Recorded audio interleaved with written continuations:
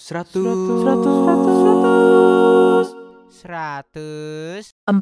Melbourne FM.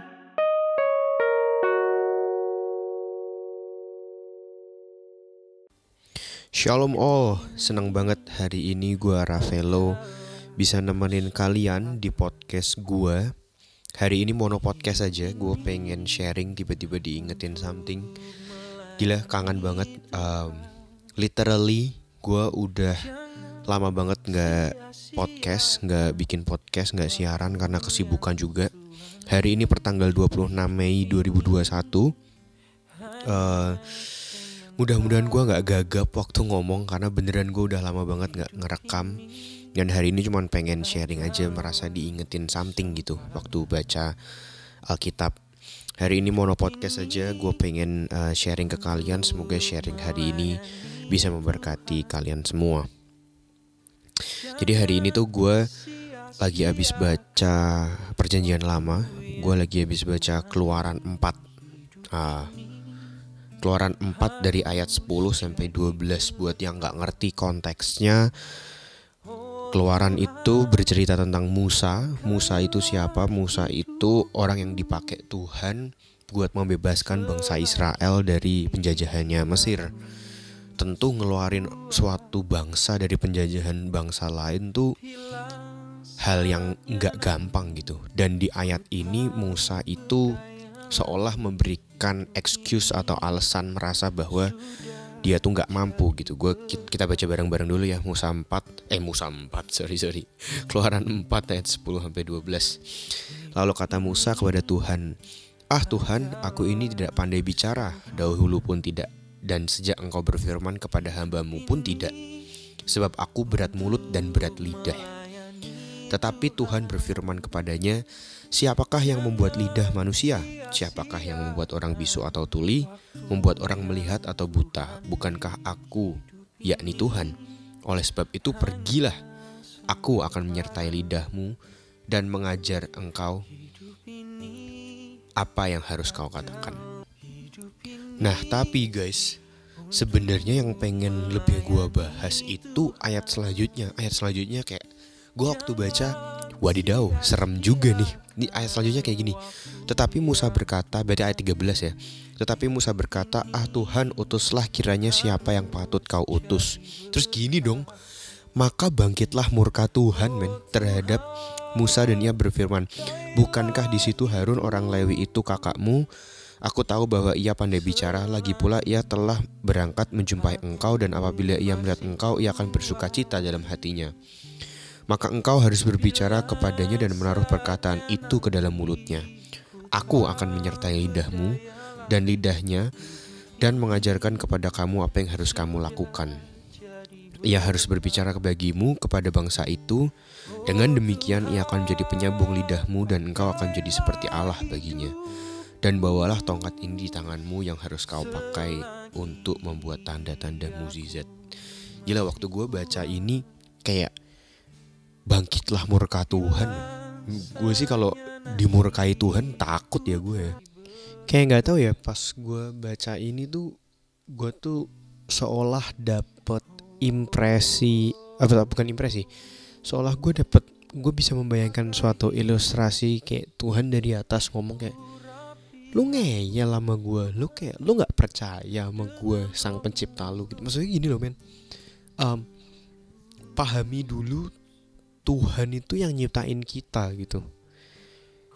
Bayangin ya, nyiptain loh ini, we're talking about nyiptain gitu. Dia yang nyiptain, dia yang memampukan. Kayak masa ada sih barang ciptaan lebih gede dari penciptanya? Kayak gue punya ilustrasi bodoh, kayak kalkulator lebih pintar dari kita kalau suruh ngitung. Tapi kalkulator baterainya lu ambil, mati kalkulator.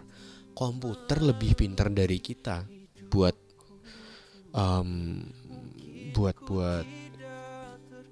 maksudnya secara prosesor gitu ya, mungkin lebih pintar dari kita gitu. Tapi komputer lu cabut dari listrik, mati komputer. Jadi pencipta tuh akan selalu lebih hebat daripada apa yang diciptakan akan selalu lebih besar gitu loh.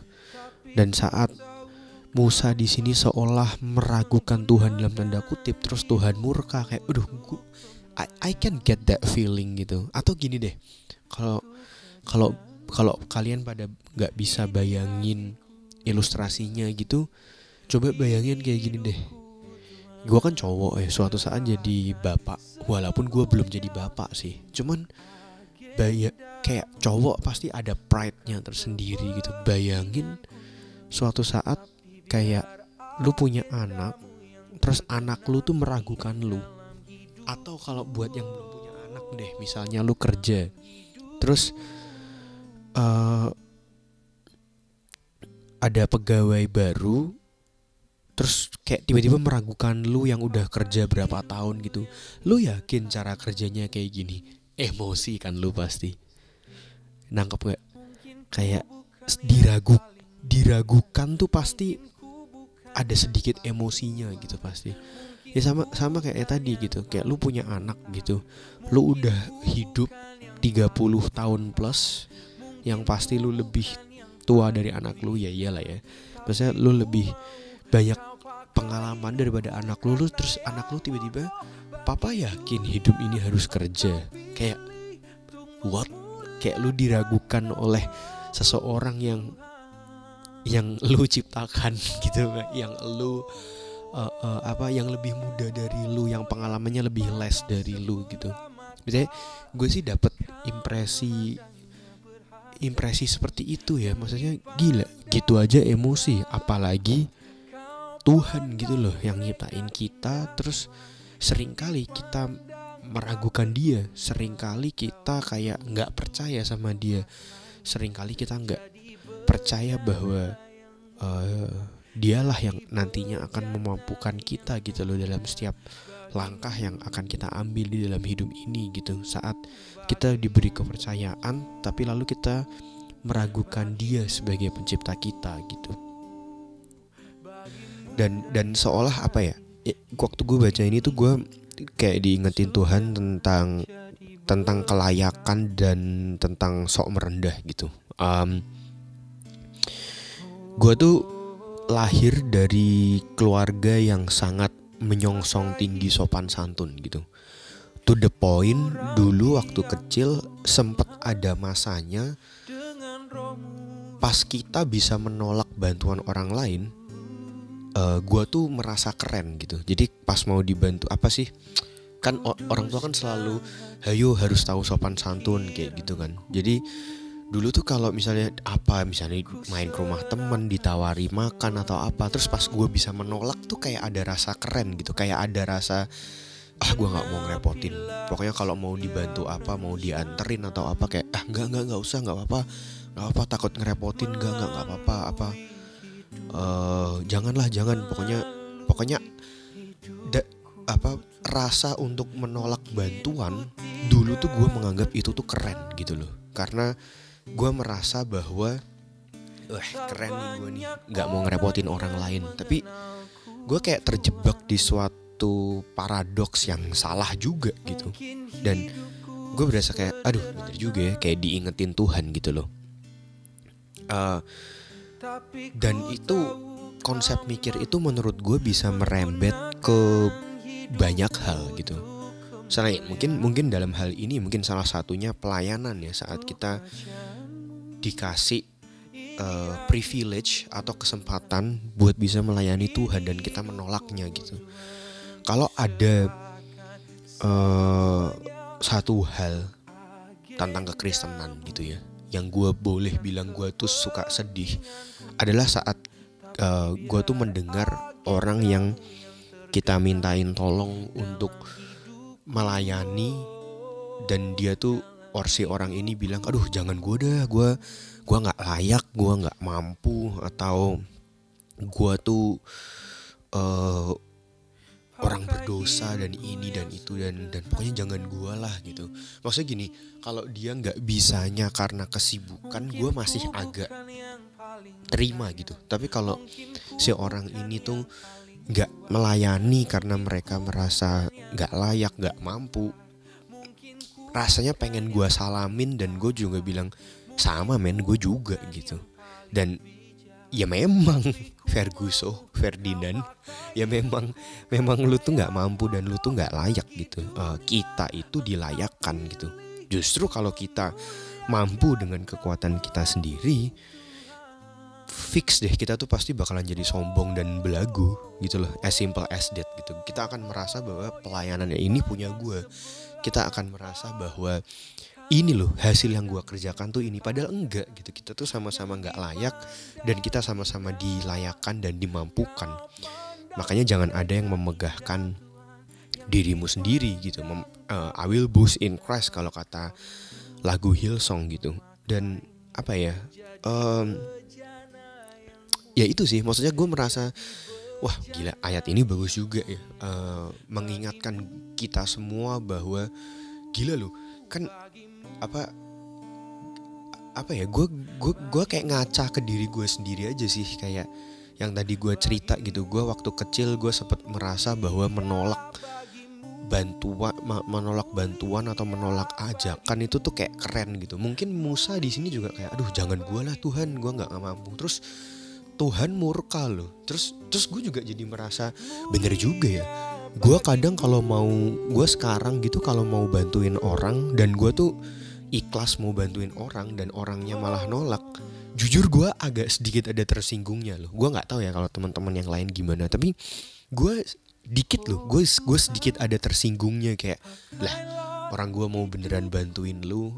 Bantuin itu kan bentuknya macam-macam ya. Kayak misalnya kalau yang relate aja, kalau Komsel di sini gitu misalnya, walaupun gue di sini konteksnya gue nggak punya mobil ya di sini, tapi kan kadang kita kalau Komsel suka pulang sampai malam gitu, dan kayak udah kita anterin aja kan ada mobil mau anterin. Terus orangnya kadang ada orang yang suka bilang aduh nggak usah gitu. Kayak nggak tahu ya, maksudnya gue sih agak ada rasa kayak lah orang lu mau dibantuin gitu loh. Maksudnya kadang ini I'm speaking on behalf gue ngomong, mungkin yang dengerin ini akan kayak enggak kok, gue biasa aja, enggak gue nggak gitu atau apa gitu. Tapi makanya gue setiap kali sharing selalu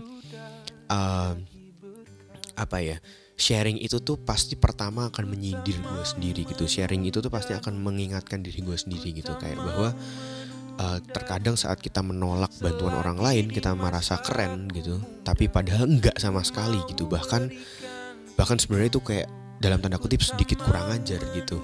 Sama juga gitu, pas kadang gue mau bantu orang lain dan gue ikhlas mau bantuin, terus orangnya nolak, malah ada rasa lah kok gini sih, padahal gue beneran mau bantuin gitu.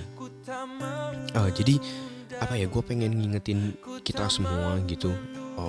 Terutama mungkin ini agak gak nyambung tapi juga bisa disambung-sambungin gitu, terutama tentang hal tadi masalah layak gak layak gitu. Kadang kita tuh kan ditebus dengan darah yang mahal kan. Roma 6:23 bilang upah dosa ialah maut gitu. Roma 3 dibilang kita semua ini tuh berdosa gitu, gak ada yang layak gitu. Kita ini dilayakkan, kita ini ditebus gitu. Jadi buat temen-temen yang sekarang masih ngerasa bahwa gila gue nih berdosa banget, ya memang sih, ya bagus kalau lu sadar diri gitu. Cuman kalau keberdosaan itu lu pakai untuk kayak aduh gue nih gak layak, gue nih berdosa, gue nih merasa gak layak diampunin. Kayak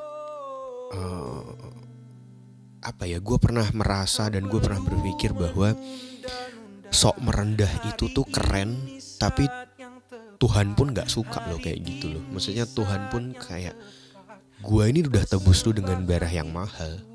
Justru kalau lu aja nggak bisa mengampuni diri lu sendiri, aduh sayang banget nggak sih? Tuhan udah tebus lu pakai darah yang mahal loh, terus lu nggak bisa ampunin diri lu sendiri, kan kayak zong gitu. Kayak sedih banget. Orang yang nyiptain lu aja udah ngampunin lu, kok lu merasa malah lu nggak layak gitu loh. Jadi gengs, seolah gue kayak pengen ngingetin kita semua bahwa kayak seolah gue tuh pengen ngerti isi hatinya Tuhan gitu. Saat lu ngerasa gak layak padahal lu tuh udah ditebus, justru lewat fakta lu udah ditebus terus lu ngerasa gak layak, dalam tanda kutip lu tuh lagi menyinggung Tuhan gitu. Lu tuh lagi mendukakan hati Tuhan gitu. Jadi buat semua yang masih bergumul dalam dosa, Roh Kudus yang mampukan kalian semua. Buat kalian yang masih ngerasa gak layak saat ingin melayani, memang lu gak layak, tapi lu dilayakkan gitu. Jangan sampai itu jadi excuse buat lu gak melayani atau gak mau dipakai Tuhan untuk mengerjakan perkara-perkara yang lebih besar gitu. Keep learning. I know it's hard. Namanya belajar gak ada yang instan. Namanya berproses, namanya disanctify, gak ada yang instan. Semuanya itu butuh proses. Semangat buat kalian semua. Ingat fakta tentang Injil bahwa gua dan lu, kita semua ini udah ditebus. Dan gue cuman pengen bilang, hidup gak ada yang tahu sampai kapan. Jadi hidup ini tuh kesempatan buat melayani Tuhan. Tuhan berkati kalian semua.